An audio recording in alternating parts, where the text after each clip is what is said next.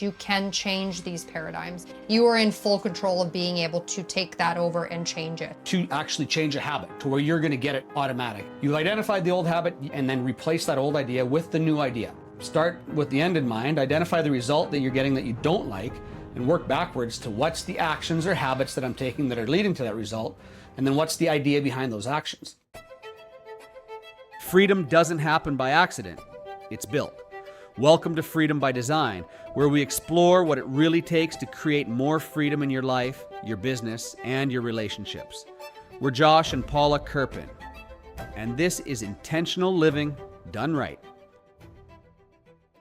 Welcome back to Freedom by Design. We're going to talk today about paradigms, which we touched on a little bit a couple episodes ago, but we want to kind of circle back because this is such a big topic and something that we deal with all the time in our coaching and just in life in general ourselves, is the concept of a paradigm, and maybe just refresh our listeners about what a paradigm is, and then we'll talk a little bit about more specifics today that we're going to get into. Yeah, so your paradigm is just the set of subconscious beliefs and ideas that essentially run your entire life.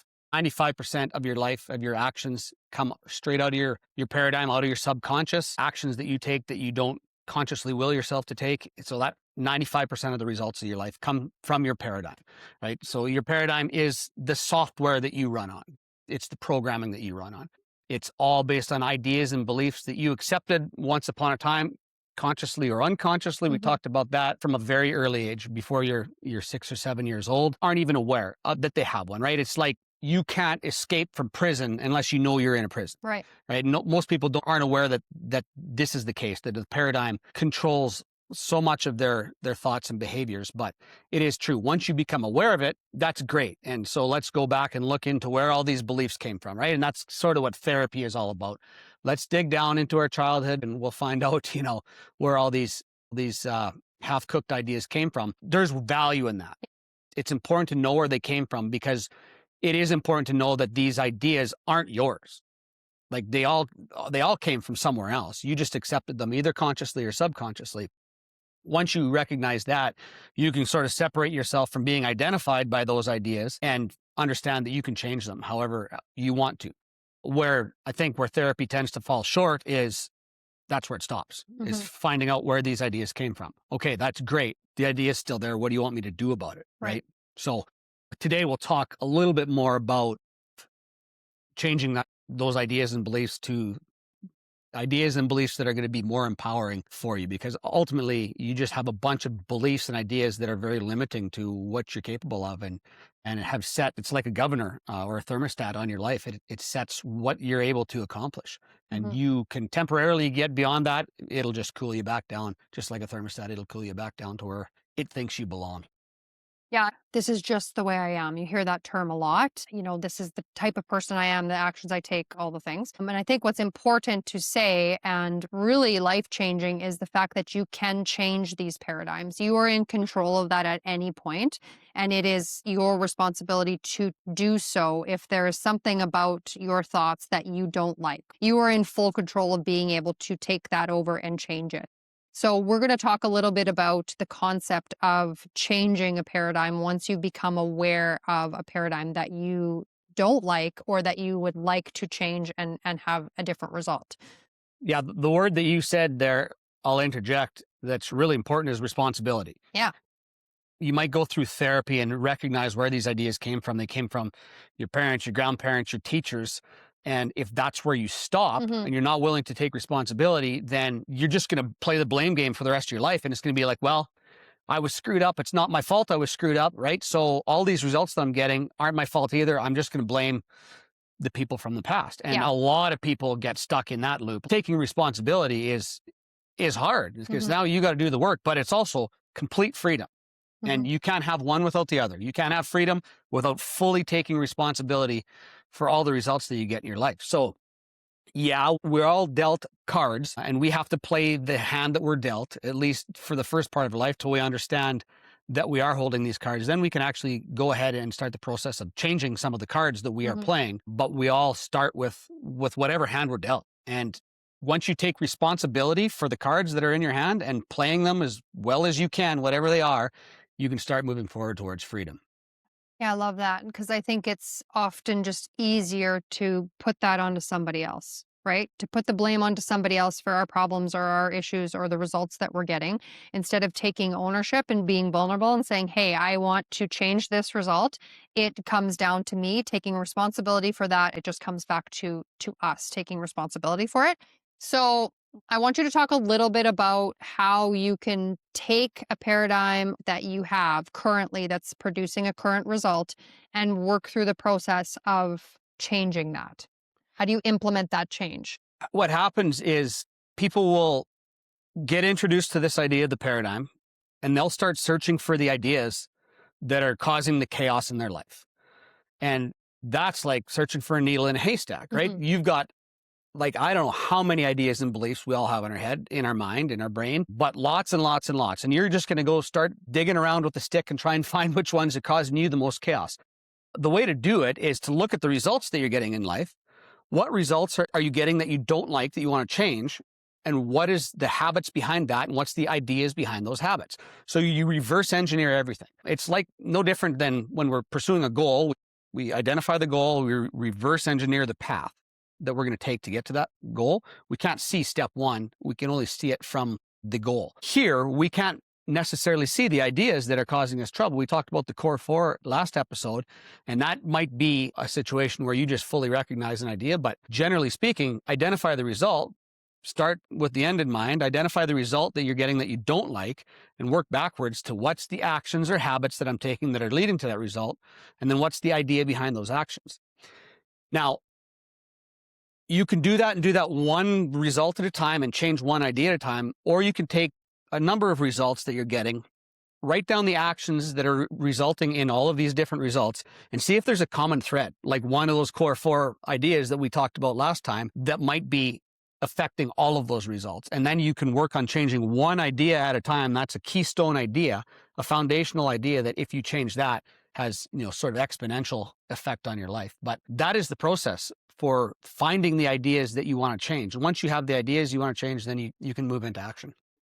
And it's good you mentioned that because oftentimes there's multiple results that we're getting that are tied to one specific paradigm that we have. Self-worth or your identity, like we mentioned in the last episode, they're often tied to one or two or three bigger paradigms that we have that kind of trickle into all aspects of our life. So I want you to kind of explain to our listeners how you go about actually doing this. What's the process of actually changing once you've identified the thought, changing that thought into a different. Constant spaced repetition of a new thought. Okay, That's so it. explain that to the So viewers. yeah, Napoleon Hill called it autosuggestion. In his book, that's self-suggestion essentially, but constant spaced repetition of a new idea. So how we've developed it in the program is you do need to understand the old idea and you want to bring life to that old idea, right? And in our mind, every idea that you have started out as one instant, which created a memory or a thought or an image in your mind, which is like a little tiny protein in your brain, okay, physically stored in your brain. This is where your beliefs are stored, Mhm. are physically stored in your brain. If you keep thinking about that thought enough time, you feed it enough thought energy, it will grow. Literally grows. That protein continues to grow off of that energy and then forms dendrites to a point where they start connecting with other neurons. And that's where the Mhm. saying neurons that fire together wire together. Okay. Once you start connecting that particular thought with some other neurons, then that connects with the trigger or the emotion that triggers that thought or idea belief. You do that enough times and that becomes a deeply ingrained idea or belief. A lot of people think that it takes 21 days. That is not the case. It Mhm. takes about 21 days, probably a little bit less, just to get one idea, one protein big enough that it will become a long-term memory and sit inside your brain to be able to be recalled at some point. But it's not a habit at that point. It doesn't become a habit until it grows the roots, the dendrites, and connects with other neurons that creates a circuit. That's what a habit is, right? A habit is a Mhm. circuit. It has a trigger and a response to it. We can't change the triggers. We want to change the responses generally that we have to the triggers. So the process is, and it takes about 2 months, 66 days is the best research that I've found to actually change a habit to where you're going to get it strong enough that it becomes automatic. It's going to be consistently tied with that new circuit of neurons. But the old idea is there. And the longer that old idea has been, the stronger that circuit Right. is, the longer it's going to take for you to insert a new idea. But you have to replace the old idea, the old habit, with a new idea or a new habit. You can't just get rid of an old one. Mhm. You've identified the old habit. That's not good enough. You have to identify the opposite of that, which will produce the positive results that you want, and then replace that old idea with the new idea. You do that on a daily basis, every day, for 66 days at least. Some will take longer than that, and some, if you have a new idea that's replacing a super old ingrained habit, you will have to maintain vigilance over that forever, because it will always be sitting there wanting to come back. I think of some of the old ideas that I had that were holding me back. They will still creep up once in a while. And I used to kind of think maybe that was a little bit scary, but now I use it more as fuel to see how far I've come. Like, I appreciate that those have no power over me anymore, Right. those old ideas. Yeah. And so that's very empowering and very freeing. I've got a specific process for doing that every day, like a tool that you walk through. Writing is a big part of it. Very important to get your thoughts, get your brain basically onto paper.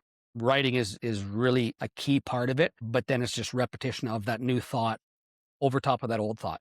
When we're recalling the old thought, we want to do that every time we revisit this circuit, right? This thought circuit or idea circuit, to light it up and give it energy. But we don't want to think about the old thought too much, because the more we think about it, the more energy we give it, the more we make it grow stronger, right? So we want to think about it just enough to light up that circuit, and then we bring in the new idea and we replace it. And we really spend most of our time thinking about that new idea. But, the way you actually do it is by writing it down. Write down the new idea. How many times, you ask me? I tell you, as many as it takes. As many as you need. 5 times, 50 times, 500 times a day, whatever it takes, right? Listen to it. You can record. There's lots of apps now. You can record it on your phone and just have it in your ears. You could create a whole musical track with your own affirmations playing in your ears with this new idea. So you could consume your new idea probably 24/7 if you wanted to, in various forms of media. Write it down, read it. That's another way. Listen to it. Yeah. If you've been listening to this podcast, you already know something. You're built for more. The 100X Breakthrough Program is built for leaders, business owners, and growth-driven individuals who are ready to stop playing at the edge of their potential and start operating at a completely different level. If you know you're capable of more, but you're still stuck, this is your next step. Let's schedule an instant impact coaching session and see if the 100X Breakthrough Program is the right fit for you. Go to kznsolutions.ca. That's kznsolutions.ca. Habits are an interesting thing, and I think I love the concept of habit stacking. It's in Atomic Habits by James Clear, I think, is the author of that book. But he talks about getting a habit like down pat before you add another one on top of it. And I think what you're saying speaks so much to that, because you can't just add and try and change, 10 habits at a time, right? Like, you're going to get overwhelmed. The likelihood of you being able to actually change the thought, you think you can just like slap all these habits in your day and it's going to be good to go. No, because you have to rewrite that whole thought pattern by first recognizing what the initial thought was and then doing the process to actually change it. So this is where I love like taking one concept, one habit, and implementing it in and taking that 66 days, 100 days, whatever, and then moving on to another one. If you could do 2, 3, 4, 5 of these habits in a year, like, you would be a completely different human being. Yeah. The problem with the idea of habit stacking is people think, I'm going to create this habit stack of 6 things and do that, right? All at once. And what happens is you've got these 6 things stacked up. You really start on that foundational habit, right? That's the keystone habit. Charles Duhigg wrote a really good book on habits, but this is the keystone habit. You set it and then you start stacking on top.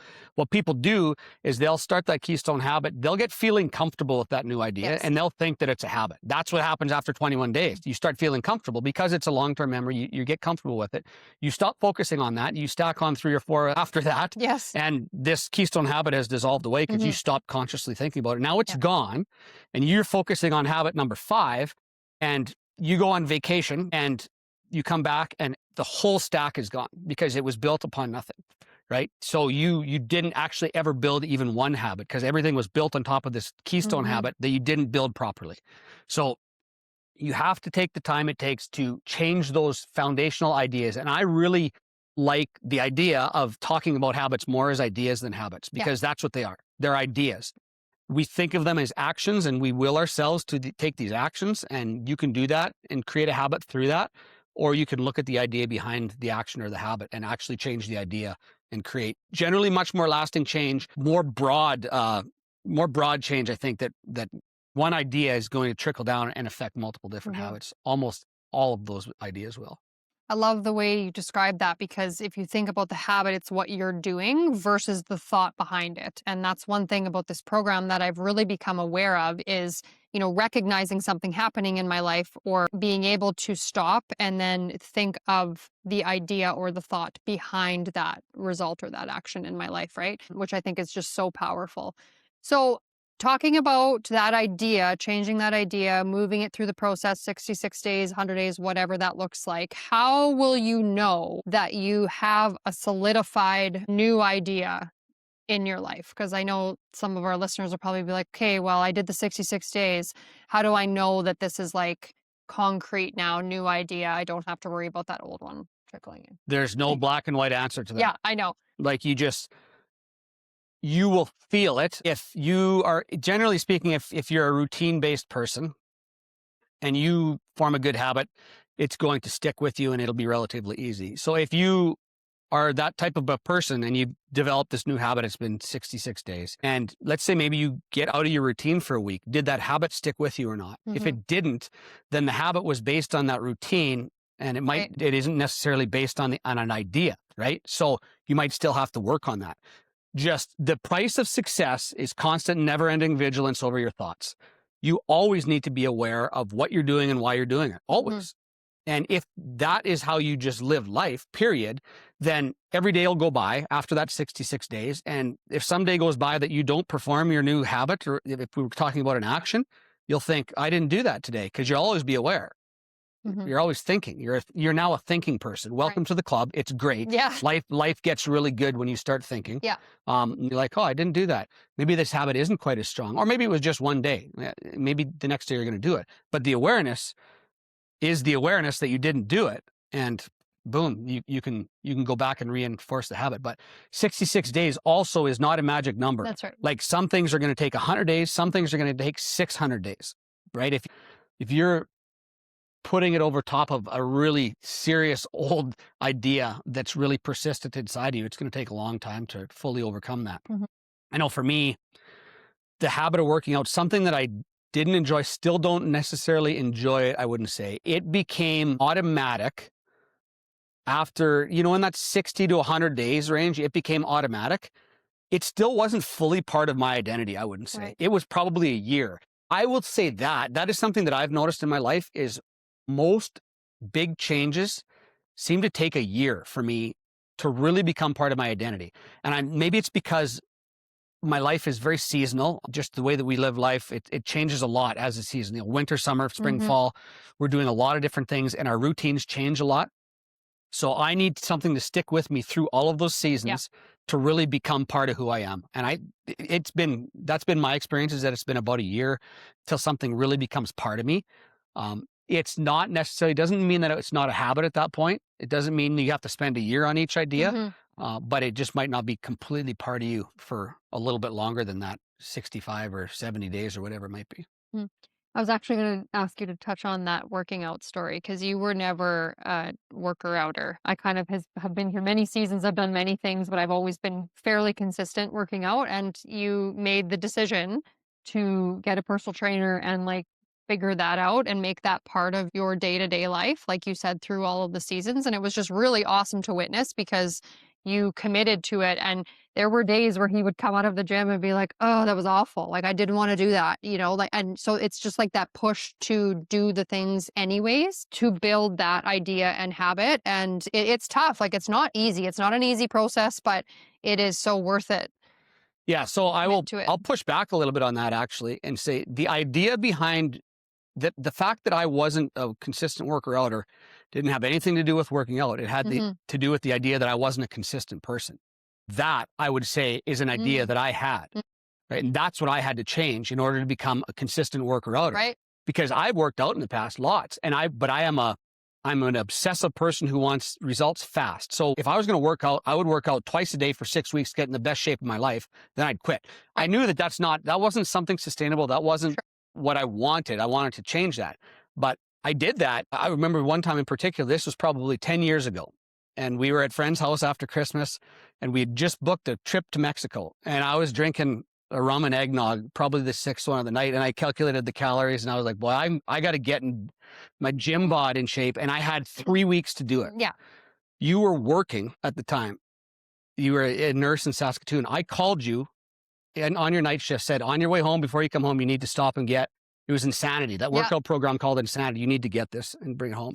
You did. You brought it home. I did Insanity 2-a-days until we went and I got in really good shape, lost a bunch of weight in 3 weeks, got home and never did it again, right? Which is, I recognize that's not what I wanted to be. So to circle fully back to me becoming part of my identity last summer. So my trainer would change my workouts as I wanted to. And, it's good to challenge your body in different Mhm. ways. We got to the summer and I was like, I want to keep the same workout. I'm bored of it. And I know that That was that's big. what I need. I need to work through this, do this boring workout every day for the next 3 months. Even it wasn't the best thing for my body, but it was the best thing for my mind Mhm. because I was in the process of fully becoming a consistent person. And now I am. That's what I am. I'm a consistent person. Yeah, but the idea behind me not being a worker out is that Mhm. I wasn't a consistent person because I would work out whenever I wanted to. If I wanted to get a little bit swole, just go and lift some weights and the biceps pop and you feel good. That's what- But there was a much deeper idea behind it that was stopping me from actually getting really good That's results. actually the perfect example of it's not so much the habit, but the idea behind the habit, It's always right? an idea. Yeah. And to be able to discover what that idea is Yep. and then change that idea and how Yep. that's trickled into other aspects of your life because you've altered that idea of consistency. Yep. So powerful. Yeah, it's always an idea. Yeah, reverse engineer everything. So Yeah. that's what I'd say. For changing habits, identify the results that you're not getting, what actions are leading to, or that you're getting that you don't like. What actions are leading to that, and what's the idea behind you taking those actions? And that takes a lot of questions. You Mhm. need to question yourself. But the quality of your life is largely determined by the quality of the questions that you ask yourself, right?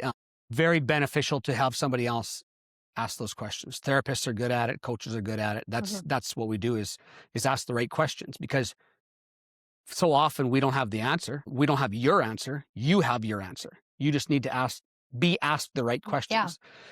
It is not my goal in my coaching or consulting to give you the answers.